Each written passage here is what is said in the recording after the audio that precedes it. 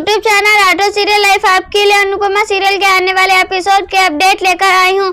शुरुआत में अनुपमा शाह परिवार के साथ नवरात्रि की पूजा कर रही होती है। सभी माता जी की आरती कर रहे होते हैं। दूसरी तरफ राघव के घर पर मोहल्ले के लोग हमला कर देते हैं। लोग कहते हैं कि वह एक हत्यारा है और वह उनके साथ इस मोहल्ले में नहीं रह सकता। राघव अंदर से चिल्लाता है कि वह कोई हत्यारा नहीं है, लेकिन लोग उसकी बात मानने से इनकार कर देते हैं और उसे घर छोड़ने के लिए मजबूर कर लगते हैं। लोग उसके घर पर पथराव करने लगते हैं और उसे बाहर आने के लिए कहते हैं, जिससे राघव डर जाता है। दूसरी तरफ अनुपमा सभी के साथ आरती कर रही होती है। राघव गुस्से में बाहर आ जाता है और एक पल के लिए लोग उससे डर जाते हैं, लेकिन तभी सब लोग उस पर हमला कर देते हैं और उसे पीटने लगते हैं। राघव उनसे रहम की गुहार कर लगता है, लेकिन कोई राघव की बात नहीं सुनता। राघव उनके बचकर भागता है। सभी लोग उसके पीछे भागते हैं। राघव छुपकर एक जगह बैठता है। सभी लोग उसे ढूंढ रहे होते हैं। तभी एक बच्चा राघव के पास आकर उसे खाने के लिए रोटी देता है। वह बच्चा जाते हुए गिर जाता है। राघव उसे उठाता है। तभी उस बच्चे की माँ चिल्लाती है और कहती है कि यह खूनी मेरे बच्चे को लेकर भाग रहा है। सभी लोग राघव को देख लेते हैं और वापस उसके पीछे भागते हैं।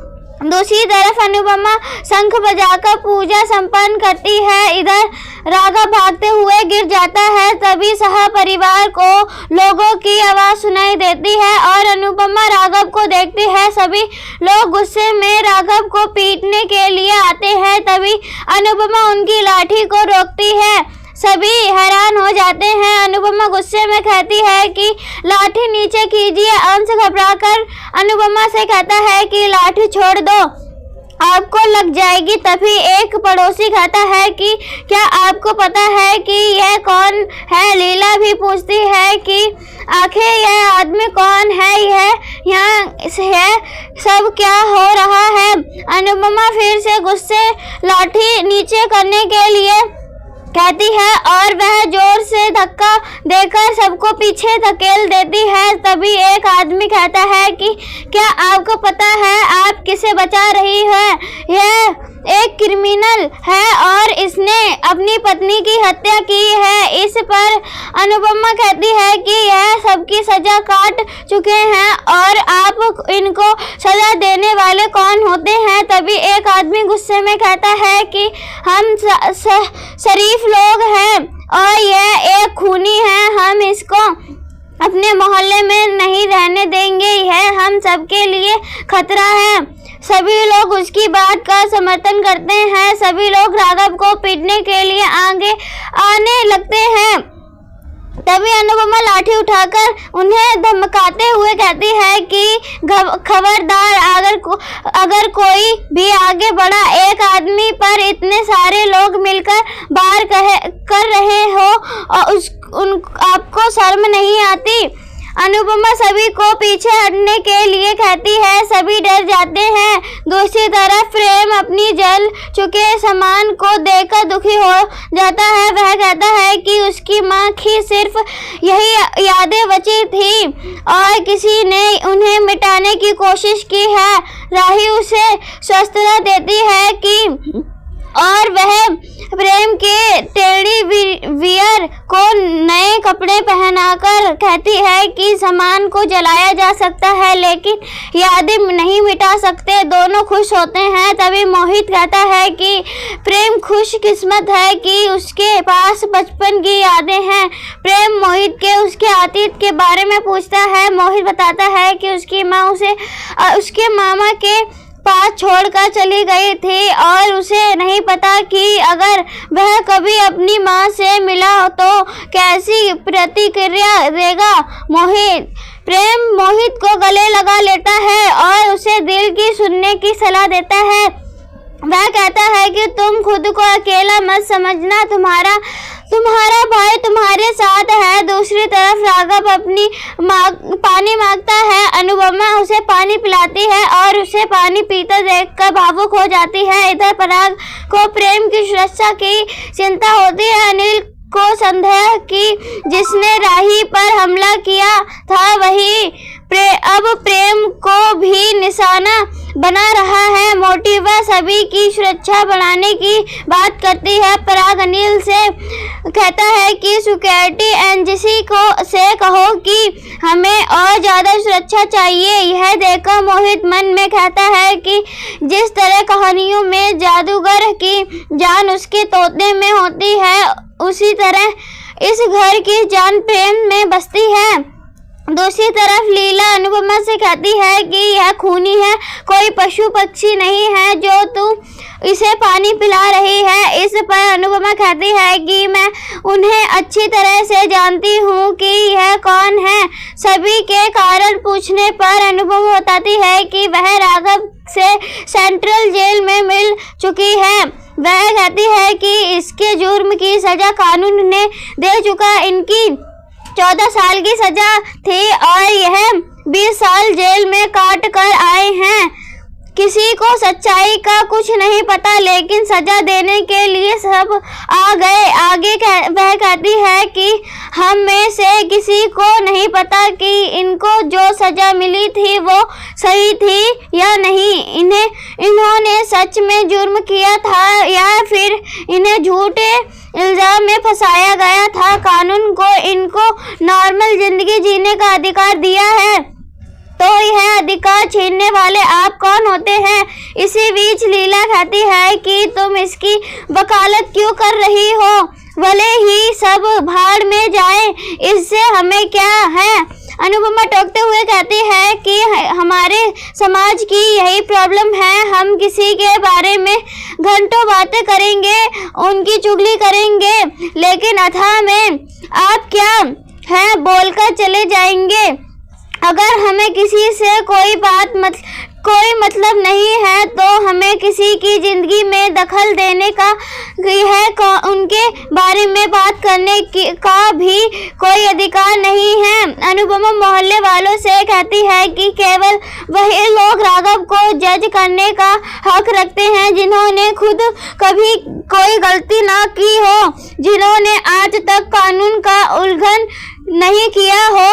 अगर आप लोगों में से ऐसा कोई है तो वह राघव को पीट सकता है। तभी एक महिला आरोप लगाती है कि राघव उसका बच्चा लेकर भागने वाला था। अनुपमा चौंक जाती है, लेकिन तभी वह बच्चा आता है और सच उजागर करता है कि वह गिर गया था और राघव उसकी मदद कर रहा था।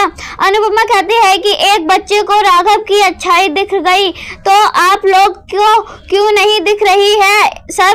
इस सब के बाद भी मोहल्ले के लोग राघव को स्वीकार करने से इनकार कर देते हैं और कहते हैं कि यह इस मोहल्ले में फिर से नहीं दिखना चाहिए। यह कहकर सभी चले जाते हैं। दूसरी तरफ मोहित राही का टिफिन खोलने में मदद करता है। राही बताती है कि इसमें उसकी माँ के हाथ का बनाया हुआ कद्दू का हलवा है। मोहित कहता है कि इससे मुझे एलर्जी है। तभी ख्याति यह देखकर चौंक जाती है कि मोहित को वही एलर्जी है जो उसे भी है। मोहित भी यह जानकर हैरान होता है। यह राही कहती है कि कद्दू से एलर्जी होना बहुत सरप्राइजिंग है। मोहित ख्याति को देखते हुए कहता है कि उससे ज़्यादा सरप्राइजिंग यह है कि हम दोनों को सेम एलर्जी है। इसके बाद ख्याति राही को बताती है कि पराग जी ने प्रेम और तुम्हारी सुरक्षा बढ़ाने का फैसला किया है। वह कहती है कि प्रेम में मेरी और पराग जी की जान बच रही है। हम हमारे बेटे को कुछ नहीं होने देंगे। यह सुनकर मोहित और ज़्यादा आहत हो जाता है। दूसरी तरफ अनुपमा राघव को संभालती है और उसे अंदर चलने के लिए कहती है। तभी लीला उसे रोकती है और कहती है कि यह खूनी हमारे घर में क्यों आएगा? अनुपमा कहती है कि मैंने अब भी बताया था कि यह निर्दोष है, इन्हें झूठे इल्जाम में फंसाया गया था। लीला जोर देकर कहती है कि अनुपमा इस अपराधी को घर से निकाल दे, लेकिन अनुपमा राघव का समर्थन करती है जारी रखती है। लीला, अंश और पाखी उसके फैसले के खिलाफ खड़े हो जाते हैं। अनुपमा सह परिवार से इंसानियत दिखाने की गुंजाइश करती है, लेकिन लीला साफ इनकार कर देती है और कहती है कि राघव इस घर में नहीं रह सकता। अनुपमा सभी को समझाने की कोशिश करती है, तभी राघव जख्मी हालत में उठ जाता है और कहता है कि आप चिंता मत कीजिए, मैं अपने लिए कुछ इंतजाम कर लूँगा।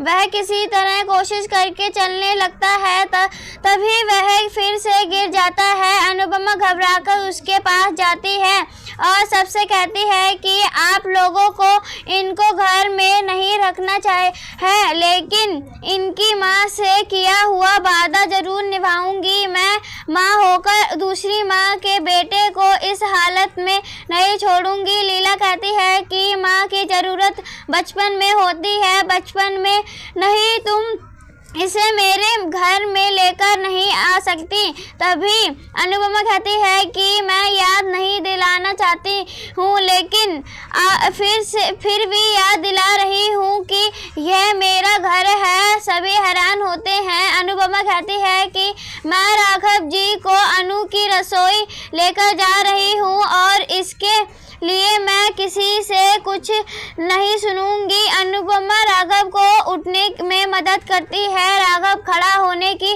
कोशिश करता है, तभी राधा भी उसकी मदद करती है। अनुपमा और राधा राघव को सहारा देते हुए ले जा रही होती हैं। तभी मोहल्ले वाले उन पर ताना मारते हैं और बुरा भला बोलते हैं। लीला कहती है कि अनुपमा जिंदगी की सबसे बड़ी गलती करने जा रही है, इस फैसले से वह बहुत पछताएगी। परी कहती है कि ऐसे बहुआ तो मत दीजिए। लीला ताना मारती है कि बहुआ को तो यह अपने साथ लेकर जा रही है। ऐसी ही वीडियो देखने के लिए राठौर सीरियल लाइव चैनल को सब्सक्राइब करें एंड वीडियो पसंद आई हो तो प्लीज़ वीडियो को लाइक करें। तब तक के लिए